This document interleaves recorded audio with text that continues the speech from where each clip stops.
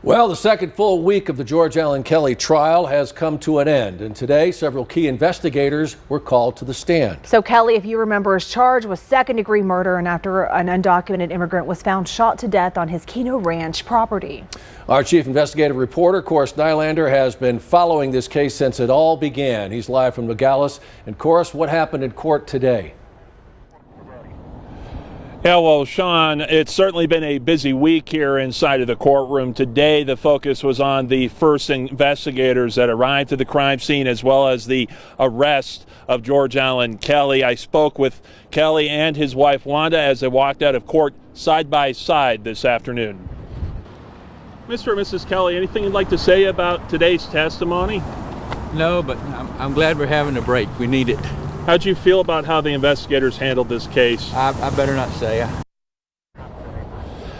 And today, Santa Cruz County Deputy Omar Rodriguez returned to the stand. He's the person who pronounced the victim, Gabriel Butamea, dead and secured the crime scene. Yesterday, he testified how he began to become suspicious of Kelly because Kelly, he says, mentioned that rigor had started to set in regarding the body. He found that odd, and he also was suspicious because he says Kelly didn't seem worried about his safety given the situation he figured he would be. The defense today questioned why he would form that opinion and raise questions about a very linear focus they feel came from investigators. They also accused Rodriguez of contaminating the crime scene by touching the body while attempting to see if the victim was still alive. He said preserving life was more important than preserving evidence here in the courtroom today.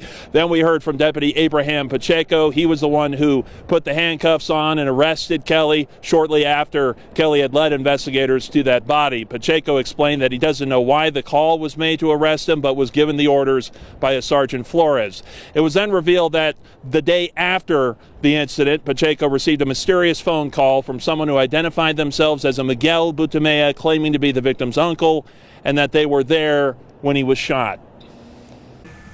And that person's also claiming to have been there at the scene of the crime. That's highly suspicious, right? Could be, yes. That person could be treated like a potential suspect, right? Depends on the investigation. Like I said, I just took the phone call and... Right. And I know you did do the investigation. Yeah, detectives are going to do whatever they have to do. And he testified that he tried to interview this Miguel, but that never happened.